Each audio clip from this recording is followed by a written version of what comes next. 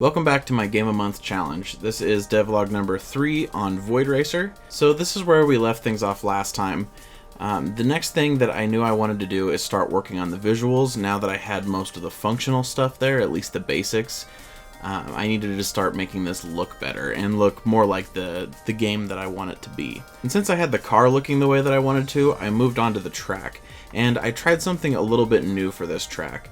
I didn't really have a vision for what this was going to look like going in. I just sort of blocked it out in Blender and used those as test pieces, but I decided to try to texture those in a way that looked alright. So I took just the basic straight track chunk into Substance Painter and just started messing around to see what I could get.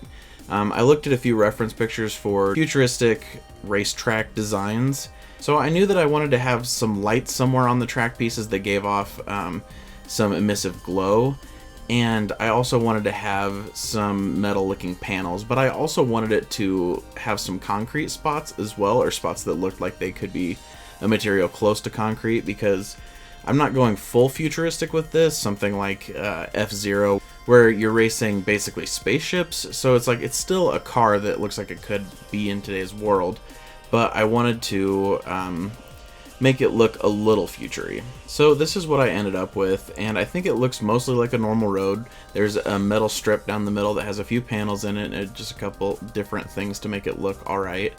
And then along the sides I have some red arrows that I'm going to try to make glow. So I exported all the maps out of Substance Painter, and then I took them into Blender because I knew that there was something I wanted to try with the UVs.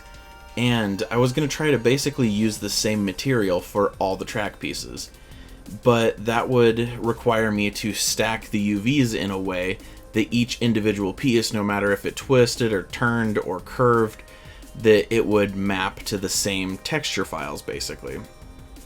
So that's exactly what I did. I tried to break apart the different chunks of track in sections that were basically the size of the normal straight piece, which on some of them, like the twist piece, were fairly easy because the twist piece is exactly 4 times as long as the straight piece. But the curve up and the turn pieces were a little bit more difficult because you couldn't just multiply an axis like that and get it.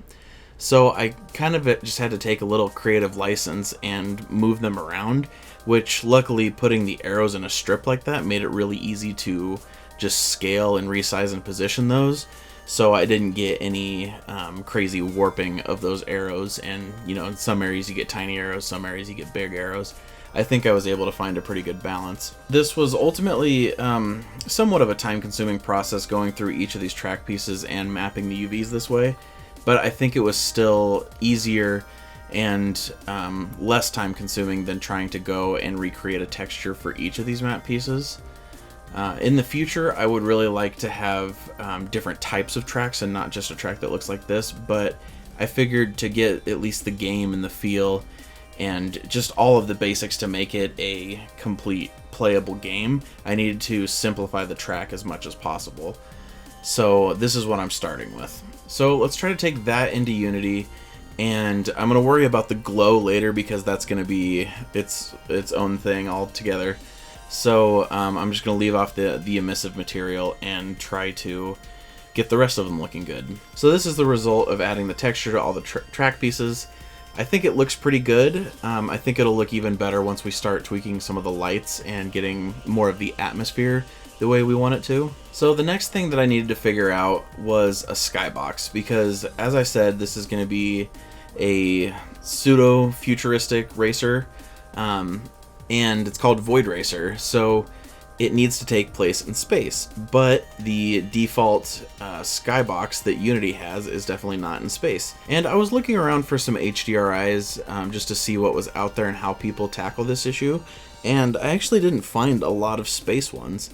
I know there's a lot of space games out there that obviously implement some version of this themselves, but I knew that I wanted to try to make my own just to kind of learn how the process goes anyway, so I looked up some videos there, and I ultimately tried to do it in Photoshop. I opened up the EXR file that Unity has for its current Skybox, the default Skybox, So I could just tweak that and then hopefully save it back out and use that as the same thing. But it doesn't really let you know which of the squares maps to which part of the sky. So I just kind of wung it, and I just tweaked things as necessary if I brought them in and they didn't look quite right. So I started with just some basic stars that I found on like a royalty-free stock image site. So I found some nice stars, brought those in, and then I also found a picture of a purplish galaxy that I thought looked really cool. So I brought that in, and I did my best to blend the two pictures together, just messing around in Photoshop until I got something I liked. Then I exported it out and adjusted the sizes a bit. But as soon as I brought it into Unity, as you can see here, the sky is very, very low res. Everything's just looks pixely, and it's very apparent that it's just a pixelated image texture off in the distance. My solution to that was basically just to make it a bigger image. I don't know if that's the right way to handle it, because the original one was pretty big. I believe each of those squares was 2048 by 2048 pixels. So that's quite a big image texture, and I think I ended up scaling it up several more times than that to get the final result. But I scaled it up and then kind of reworked everything. I brought back in the stars texture that I had, and it just wasn't looking the way that I wanted. The stars were too far apart and too big in the sky, so I wanted it to be more of a subtle effect. So I went through a bunch of Photoshop filters and added some weird distortion effects to space out the stars and make them tinier and less noticeable. And once again, I kind of just tweaked things until I got something that I was okay with. Then I put the galaxy back on top of it and blended that in as best as I could. And this is what the final result of that looks like. Also, I turned down the intensity of the directional light, just because in space you're not going to have that intense of a light right there unless you're next to a sun or something like that. But we're not, so I turned down the light a bit, and I think it actually looks pretty good. One thing that I really enjoy about this is that the skybox reflects off of the car. So when I get in certain areas, the purple galaxy actually reflects off of the top of the car, and I think it just looks amazing. I really love that effect that it creates. One of the downsides is that the map is quite a bit darker now, not only because I turned down the intensity of the directional light, but just because the light from the HDRI is not brightening things as much as it was.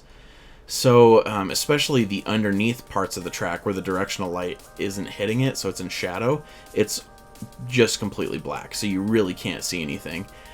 Basically all you can see is the reflections of the sky map, or the skybox, on the car. So I'm hoping that the glow from the track will help this a bit. Speaking of the glow from the track, let's do that next. So I'm just going to import that emission texture that I got from Substance Painter, and since everything is mapped with the same set of UVs, this will apply to the entirety of the track. So I'm going to bring that in and crank up the intensity a bit, and I think that looks pretty cool. But if you guys have messed with emission in Unity before, you know that just turning on emission doesn't actually make it cast light. It just makes it brighter on the screen in terms of the color that it's showing. And then you can add some like post-processing, like a bloom, to make it look like it's glowing, but it still doesn't actually cause light to emit and reflect off of other objects. So I looked into how to do this a bit, and I watch a lot of game dev channels and a lot of channels on Unity. So I've come across the idea of a reflection probe before, so that's where I started, because I thought that might give me the result that I wanted here. I've never messed with them before, and through research I found that there's two methods kind of to do this type of thing. There's the reflection probes, and then there's, I think it was called SSR, screen space reflections, I believe. And I tried to look up which of those would be better to use, and I wasn't able to come to a clear conclusion on which one I should use for this type of situation.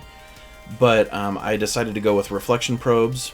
So if I turn those on, this is what I end up with. And immediately you can tell a huge difference. it just looks so much better because the light from the sides of the track is not only reflecting onto the track itself, but onto the car. And since the car is somewhat metallic, you can see those reflections really well. And it produces a really, really nice effect, sort of like you're going through a tunnel and there's just lights on the side of the tunnel. I also think it helps to add to the whole like space sci-fi-ness of it all. Basically, on any unique straight piece of track, I placed a reflection probe. And then, you know, if the track would turn, I'd put another one on that next straightaway, so it would get the right reflections on each of those. And I need to do a little work to work on like the blurring between them, because if I go between two reflection probes that overlap right now, it kind of just lights it up, so the car kind of turns like an orangey color. So I need to work that out a bit more. But in the areas that they don't overlap, I think it looks really, really cool. And if you click the little drop down next to the bake button, you can bake all reflection probes, and I don't even have 20 of them, so it bakes pretty quickly. I think baking all of them takes about 20-30 seconds, and then I'm off and running, and it looks really cool. So anytime I make any adjustment to the map, I can just rebake these, and it just kind of works. And as you can see here, this does help the dark sections of the track. So you can actually see the track now, and you can see your car a lot better, and you can definitely tell where the sides of the track are because they're lighting up. I still think I might add some secondary lighting in these dark areas. They'll still be darker than the normal directional light, but there definitely needs to be just a little more light here, so I might add some point lights. We'll see how that goes. Well, that's where we're at with Void Racer, and that'll be it for this devlog. In the next one, I'm going to work a bit with sounds. This will be another new experience for me, messing with audio files and trying to get sounds that work with the game. And I've heard that vehicle sounds are some of the more complex ones, so we will see how that goes. Thank you guys for watching. Please let me know what you think down in the comments. I'm really interested to see if you guys are enjoying this, and let me know if there's anything you'd like me to elaborate on. Thank you guys for watching, and I will see you next time.